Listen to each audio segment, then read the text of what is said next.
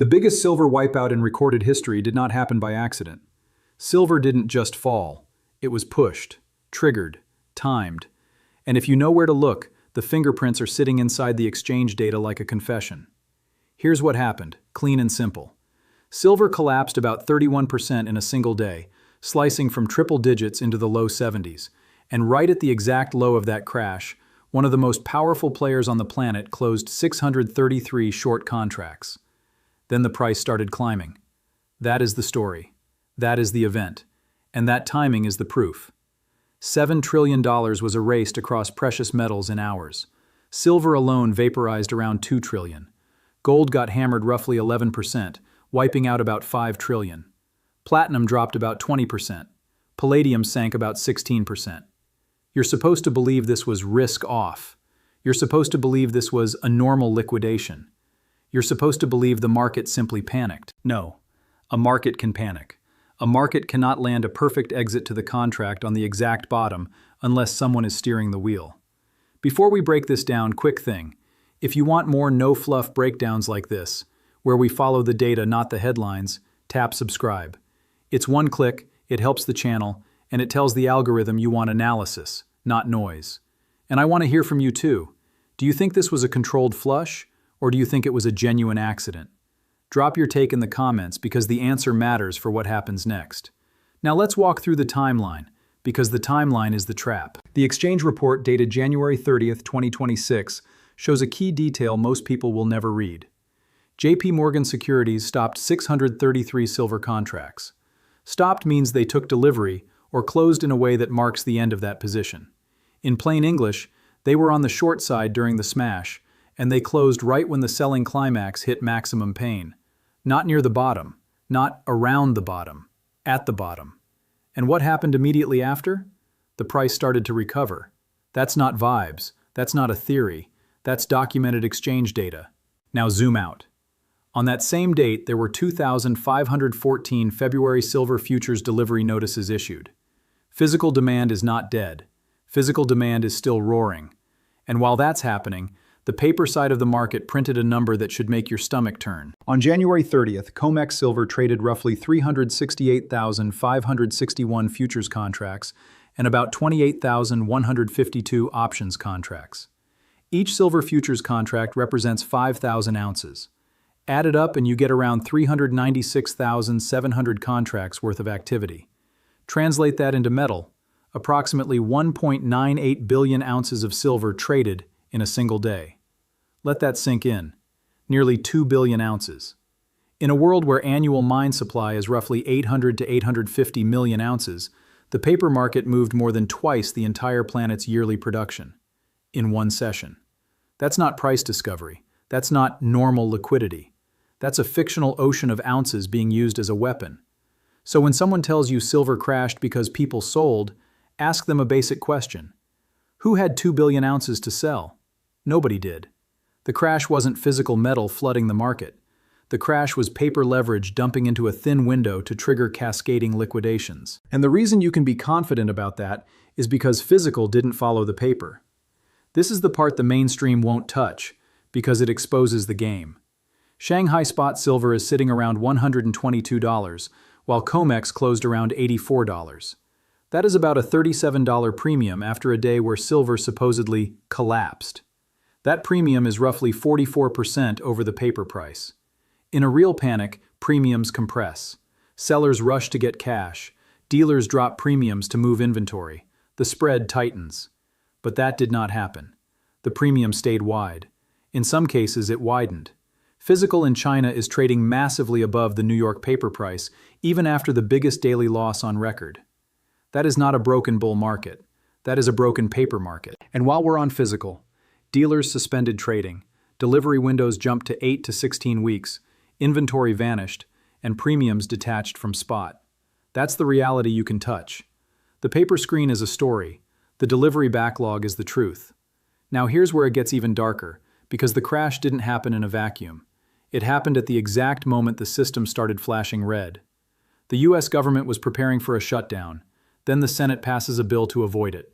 Liquidity stress builds. Headline risk spikes. And then, the first US bank failure of 2026 hits the tape.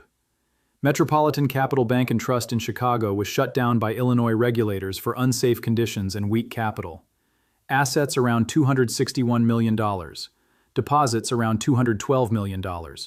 Estimated hit to the FDIC fund about $19.7 million.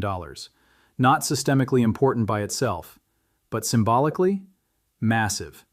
Because the first crack matters more than the size of the crack. Polymarket odds of a U.S. bank failure on January 31 surged to 99%. And then it happened. Right on schedule. So connect the dots. Liquidity tightens, stress rises, trust fractures, and then, right on cue, paper silver gets obliterated. You're supposed to believe the timing is random. It's not. Because in a liquidity squeeze, banks don't discover prices. They manage positioning. They reduce risk. They trigger forced selling. They harvest stops. They flush leverage. And then they step in when everyone else is puking. That is exactly what this looks like. And the single cleanest piece of evidence is the 633 number, parked right on the low. So let's talk about the two groups watching this right now, because your next move depends on which camp you're in. If you're a long-term stacker, this kind of volatility doesn't scare you. It annoys you, sure, but it doesn't change the thesis. You don't measure time in minutes, you measure it in months and years. You understand supply constraints don't vanish because a screen price got hit. You see premiums staying elevated, delivery delays expanding, and physical markets refusing to cooperate with the crash narrative. If anything, you see opportunity. You're also probably noticing something most people missed. Even after this bloodbath, the bigger trend can still be up on the month. Volatility can be violent without changing the direction of the cycle.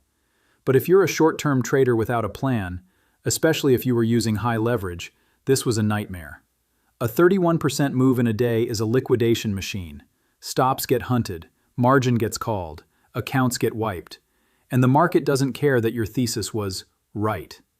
Forced liquidations don't pay attention to your logic. That's why this matters. The paper market can stay irrational longer than most leveraged traders can stay solvent. And this wasn't just irrational, it was engineered. Now there's another pressure point that can keep the chaos going. Margin hikes. After massive slides, the CME raises margins on futures. Translation: if you survive the crash, congratulations. Now you need to post more collateral or get forced out anyway. That creates follow-on selling, more forced liquidation, more volatility. It's like getting hit by a truck, standing up, and then the ambulance reverses over you. So yes, short-term, the environment is dangerous. If you're trading paper in this kind of tape, you're in a meat grinder. But that short-term danger is exactly what creates the long-term setup. Because the crash didn't create new ounces. It didn't magically increase mine supply. It didn't shrink industrial demand. It didn't refill depleted inventories. It didn't shorten delivery lead times. It didn't pull Shanghai premiums down. So what did it do? It flushed leverage.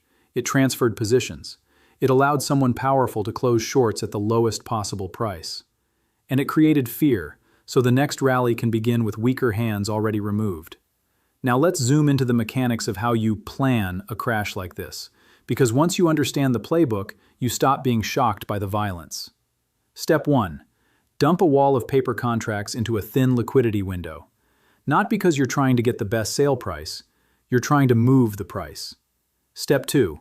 As price breaks key levels, stops trigger. Algorithms sell.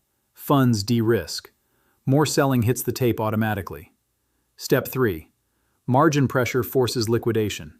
People who were long on leverage have no choice. They sell at the worst price, at the worst moment, because they need cash now. Step 4. When panic peaks and the chart looks like death, the player who started the dump closes their short exposure. They buy back into the fear. They cover into the blood. That's the perfect trade. And when you see 633 stopped at the bottom, you are watching step 4 in the data. Here's the mid-script reframe that changes everything. This move was not a fundamental collapse. It was a paper event designed to manufacture a price print. No physical metal was produced by this crash. No new gold was mined because the candle turned red. No new silver bars appeared because futures volume spiked. And yet the paper market traded an amount of silver that exceeds 2 full years of global production. In a day. That's why physicals stayed tight. That's why premiums stayed elevated. That's why delivery notices kept coming. That's why the recovery started right after the shorts closed. Now add the banking backdrop and it gets even more explosive. When banks fail, the first phase is always liquidation. People sell what they can, not what they want to. That means even safe havens can drop at first because they are liquid, and liquidity becomes oxygen during stress. But then phase 2 arrives. Phase 2 is when the market stops pretending everything is fine. Phase 2 is when counterparty risk becomes real. Phase 2 is when trust cracks, and people start asking, if the system is wobbling, what do I actually own? That's when the safe haven bid returns. That's when physical premiums surge. That's when delivery demand ramps. And that's when paper suppression becomes harder because the arbitrage pressure builds. So the question isn't, did safe havens fail? The question is, are we moving from phase 1 into phase 2 right now? Because the first bank failure of the year is the kind of spark that can flip psychology. And the more stress you see, more failures, tighter credit, higher funding costs, the more likely that phase 2 accelerates. Now, let's address the bearish case honestly, because ignoring risk is how people get wrecked. A 31% crash is not normal. It is catastrophic for anyone who wasn't prepared. Technical damage matters. Sentiment damage matters. Margin policy matters. If liquidity tightens further, if more institutions wobble, if credit conditions deteriorate, you can see more forced selling across everything. The market can do insane things when it's deleveraging. So no, there is no guarantee the tape immediately turns into a straight-line recovery. There can be aftershocks. There can be more volatility. There can be more flushes. But here's why that bearish paper case does not automatically kill the physical bull case. Because every key physical signal is still screaming shortage. Delivery notices are still coming. Dealer backlogs are still long. Premiums are still elevated. Shanghai is still paying way above the paper price. And the exchange data shows a major player closed shorts at the bottom like they knew the bottom, because they created the bottom. So what are we looking at? A paper market that can manufacture candles, a physical market that refuses to cooperate, and a financial system showing early-stage stress. That combination is combustible. Now let's talk about what most people will miss in the next few days, the psychological warfare. After a move like this, the goal is not just profit. The goal is belief control. They want you to think the rally is over. They want you to think the move to triple digits was a bubble. They want you to think you were stupid for believing scarcity mattered. They want you to doubt your own eyes when you see premiums and delays.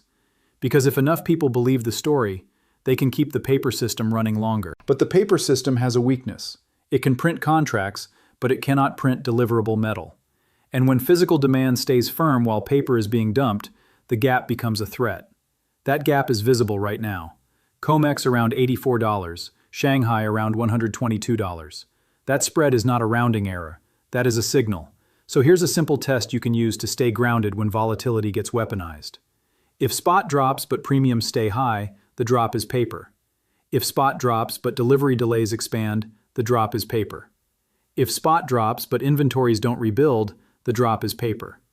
If spot drops but physical markets keep paying up, the drop is paper. Paper clears fear.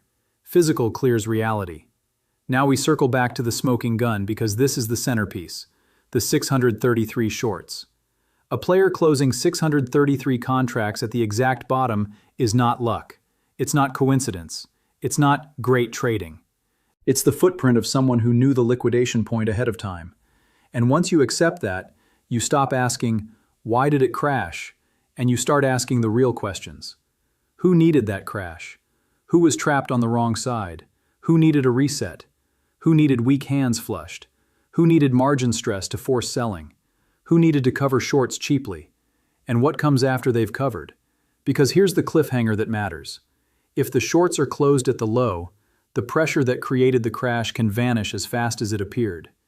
And if physical remains tight, the rebound can be vicious. So where does that leave you right now? 3 takeaways, then one final question. Takeaway 1.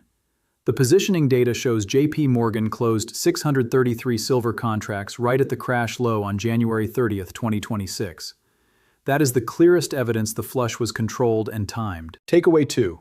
The paper market printed roughly 1.98 billion ounces of silver turnover in a single day, more than twice annual global mine supply, while physical markets showed shortages, delays, and premiums that refused to collapse. Takeaway 3.